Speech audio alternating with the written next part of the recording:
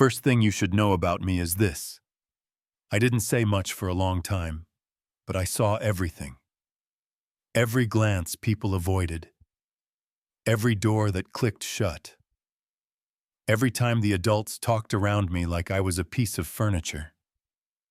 And then one Saturday, in a beat-up school gym with scuffed floors and a squeaky scoreboard, I moved my night, tipped it just so, and said, "Permission to launch." "Captain," and the kid across from me sighed, because he saw it too clean. Made in 3, the whole room went up like a wave, and near the doorway, my dad, Grant Mercer, the man who ships half the world's packages, pressed his hand to the wall and tried to swallow a sob he couldn't swallow. Yeah, that happened. And if you're wondering how a boy from the quiet wing of a glass house ended up checkmating the story everyone told about him, sit with me a minute because I've been waiting to tell this right. After my mom died, the big house on the bluff divided into zones. The office, the guest side, and the west annex where I lived with a rotating cast of caregivers who changed like shifts, rules pinned to corkboard. Said no hugging, no nicknames, stick to schedule. Keep him calm, keep him safe like I was a storm. You could tether if you tied the ropes tight enough.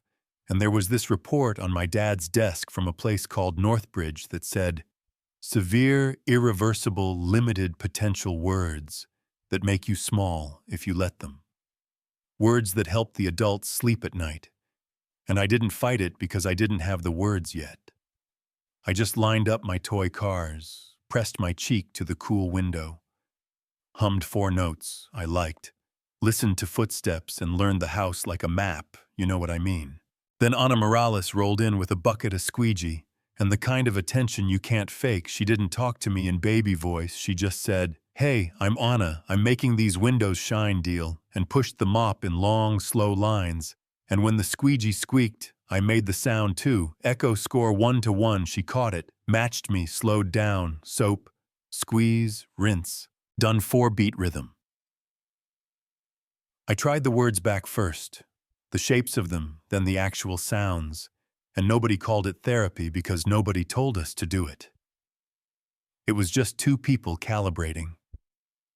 Until the room changed. Temperature, she found an old chess set shoved behind board games.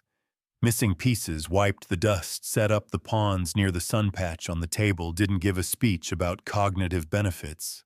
Just left it there and kept working. Next day, I was already seated with white, ready E4 on the board. She sat opposite like she'd always sat there, moved E5 and waited. And the thing I loved most wasn't winning. It was the way the board felt like a language I already spoke, clean, rules, clear edges, always a next move if you're patient, so I played deliberate, not fast, sure, not cocky. And when I said, "Your turn," it was not about pieces, it was about being seen. If you've never felt invisible, you might not understand how loud a small yes can be. Anna kept naming the pieces. Knight, bishop, rook. And I mirrored the sounds until the shapes matched the names she recorded. Tiny clips on her phone, 5 seconds, here, 10 there, not for the internet, for proof against the way adults reduce a life to a sentence. And then one afternoon, a door that never quite latches didn't latch. Anna went in for labels and found folders, 2 reports on the same boy, first from Dr. Sato. Strong nonverbal reasoning pattern response. Integrated supports recommended. Second from Northbridge 3 weeks later. Irreversible, non-progressing custodial placement. Same child, 2 futures, and tucked in the stack were emails and grant agreements, and a clause that might as well have been in neon. Enhanced reimbursement for confirmed severe classifications donors listed on the letterhead. My dad's foundation among them. If you think a mop bucket can't roll straight into a conspiracy, think again. Anna's hands shook, then steadied. She scanned what she could, photographed. What she couldn't put everything back, came to me and we kept playing. Because when the system is a wall, you start by making a door in one kid. The day my dad walked in, he didn't yell. First, he asked, "Cold, what is this, like a chessboard?" was a breach of contract, Anna said. A game, a connection, he flicked a pawn with his finger like it offended him. You were hired to clean, not experiment on my son, and she stayed seated so she wouldn't tower. I'm not experimenting, I'm playing chess with a kid who understands far more than that. Report says he took a breath, the kind you take when you've decided the meeting is over. We have protocols for a reason, pack your things, and Brave looks like arguing sometimes. But that day, Brave looked like eye level, I'll see you again. She told me not a promise she couldn't control, a presence she could. She left down the long drive with the bay wind in her hair, and I sat at the table with my night in my hand, and an empty chair where her laugh used to sit. Later that night, she registered me for a Saturday kids meet at Harbor City Middle, using her own email, because locked doors sometimes open if you act like you belong. The gym smelled like old popcorn and floor wax, parents lined the walls. Volunteers whispered pairings, my driver signed me in, my dad arrived late and stood by the door like a man at the wrong funeral. I finished the last line of a plan I'd been carrying in my head all week, tilted the knight said. Our line out loud. Permission to launch, Captain. My opponent's shoulders dropped because he finally saw it. The room clapped. Phones came up and I looked across the gym and found Anna leaning against the back wall, not trying to steal the moment, just checking whether I was proud of myself. I was. And my dad sat in a folding chair, like someone had kicked his knees out, because the story in his head had more holes than he knew. He cried without sound, which is a language of its own. Monday morning the clinic called with that smile. You can hear Mr. Mercer.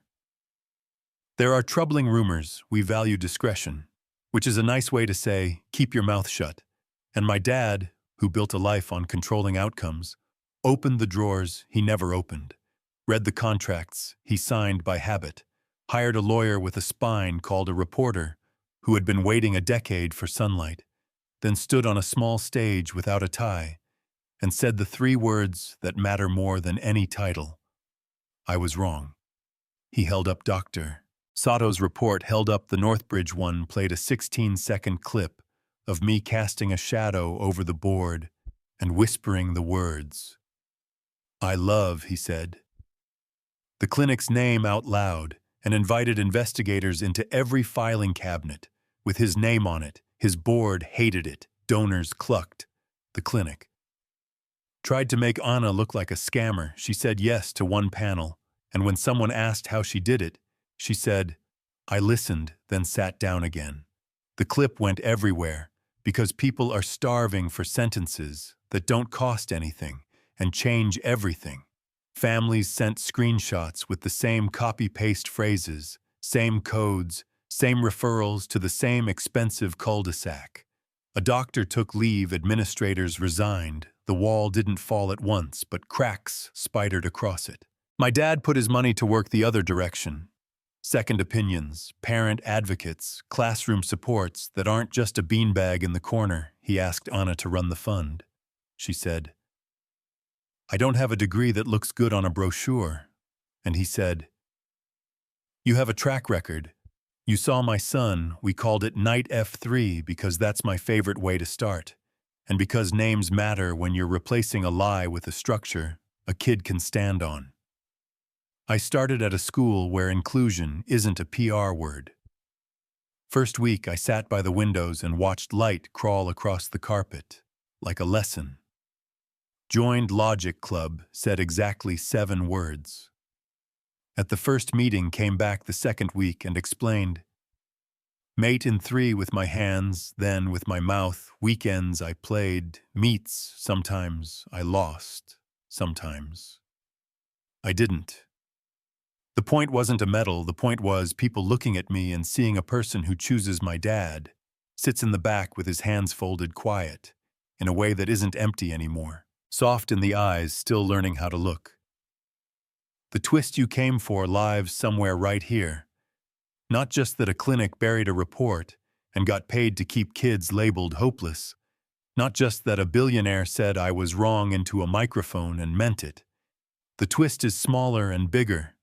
The twist is a mop bucket and a chessboard, and someone who listens on the exact day you needed them to. The twist is that my story got louder because we put receipts next to feelings, and when I stood on a stage in Portland in a blazer that didn't sit quite right and said, people said, I didn't understand, I did. They didn't know how to hear me. The room didn't clap at first, because sometimes applause feels cheap when a promise is required. Then they stood, and I thought about every afternoon in the West Annex, where the only thing that moved was the clock, you know what I mean. I'm not here to ask pity, I'm here to tell you that a diagnosis is a map, not a prison. That checkmate isn't a shout, it's a whisper that lands when you've done the quiet work, that forgiveness and accountability aren't opposites, they're stairs. You climb in order, and before you ask. Yes, my dad and I are figuring it out. We ride in the car without filling the air, he says. Text when you land, then corrects himself and says, you don't have to, but I'd like it if you did. And on the plane, I still open the notebook. Anna gave me first page, says, one day they will listen, keep playing. So I do. Now it's your move. Where's the line for you between forgiveness and consequence? What do we owe a kid once we stamp a word on their file? If you were in Anna's shoes, would you have seen what she saw, or walked past the quiet side and kept your head down? Drop your take in the comments. Argue with me. Tell me what you've witnessed in your school or clinic or family.